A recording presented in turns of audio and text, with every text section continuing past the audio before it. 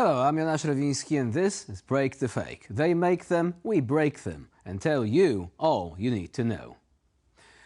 Alright, buckle up folks. It's time for a roller coaster ride through the wild world of Russian elections. So, last night in Russia, a supposed final debate was held, where the candidates were going at it like two alley cats fighting over a fish market find. They were yammering away until Putin suddenly woke up drenched in sweat. The poor guy's been at it for 20 years, debating with himself like a one-man band in the middle of a desert. Now, picture this. The whole circus, I mean the so-called elections in Russia, where Vladimir Putin is basically trying to plant himself on the Kremlin throne for another 6-year stint, is set to run from Friday through Sunday. It's like they are rolling out the big top, trying to convince everyone that their vote will count. But, surprise, surprise, it's all gonna end with society supposedly giving a big thumbs up to Putin's Ukrainian escapades and his imperial dictator vibes. And the fact that there is only one candidate, well, ain't nobody batting an eyelid at that.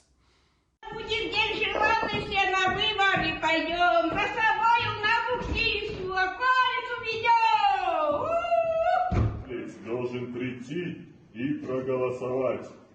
Мира вам, добрые люди! Где тут можно голос за правителя нового оставить?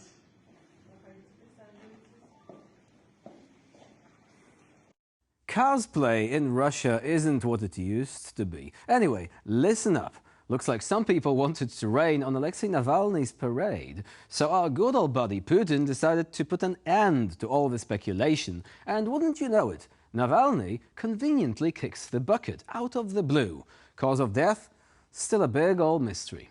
Just another victim in the line of fire from the granddaddy of all bunkers. First off, we got Putin's casualties. Innocent folks getting their flats blown up like some messed up game of Russian roulette. Supposed to boost up that imperial ego, you know, drum up some support for the war down in Chechnya. And guess what? It worked like a charm.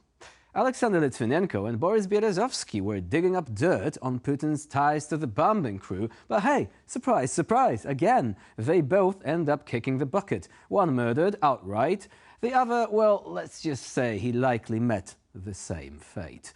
No wonder Putin's bootlickers are rushing to the polls at the crack of dawn. Gotta show old buddy Putin just how dedicated they are, right?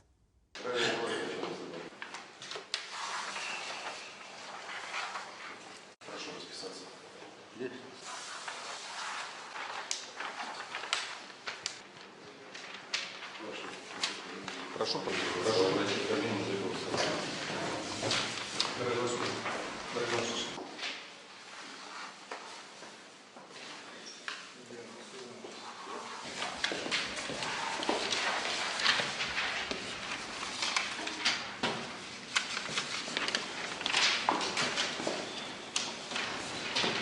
And given that Gerasimov was presumed dead by some for quite a while, well, that's an achievement in itself. We've got semi-conclusive evidence that he actually lives.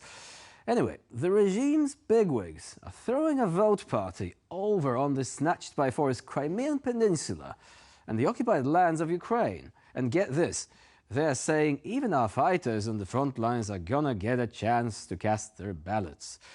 Putin's out there spewing out his spiel about how these brave souls are showing courage and brotherhood, defending the motherland, all that jazz. According to him, by taking part in these elections, they are setting an example for all of us. Talk about a load of hogwash. On the night of the 15th of March, Ukrainian drones attacked the Первый Zavod petrochemical enterprise in the Kaluga region of the Russian Federation. The operation was conducted by the main intelligence directorate of the Ministry of Defense of Ukraine. The good guys, in other words.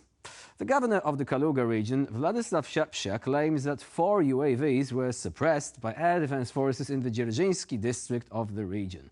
At the same time, Russian media sources write that, in fact, only 1 drone was shot down, and 3 drones hit the Kaluga refinery. Ебать, где он есть? На Питаке? That is Quality Bavovna. Now, the Pierwszy Zawod is currently the largest petrochemical enterprise in the Kaluga region. According to the company's website, the main activity of the refinery is the processing of commodity oil and gas condensate and their subsequent sale on the domestic and foreign markets. Defense forces of Ukraine are systematically attacking oil refineries and oil depots of the Russian Federation. Moreover, they are reaching further and further into the territory of Russia. Ukraine has already hit 1/3 of the largest Russian refineries. The head of the Security Service of Ukraine, Vasyl Maliuk, commented on the recent attacks, claiming that they have reduced Russian oil exports by 1/3.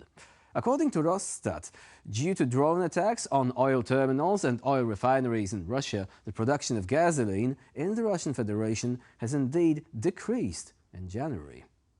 Now, it's been a while without him, and we know you missed videos with this guy. So, guess who? Right, your favorite, Vladimir Solovyov.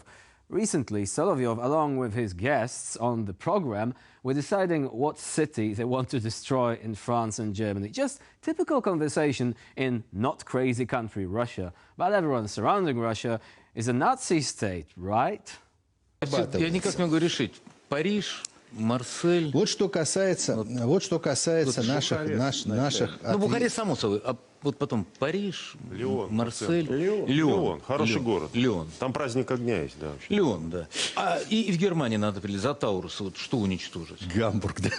Вот Гамбург. Это Кирмиш, Гархин, где вы учились? Гармиш-Партен Кирмиш. Ну, он маленький там. Он не стоит, да, то есть Гамбург. Там это дорого. Или, может, Мюнхен, чтобы... Ракеты дороже вам стоят. жалко. Нет, просто может провести голосование в аудиториях, какие города им не жалко, чтобы они понимали, Рамштайн. к чему приведут идиоты, возглавляющие эти страны.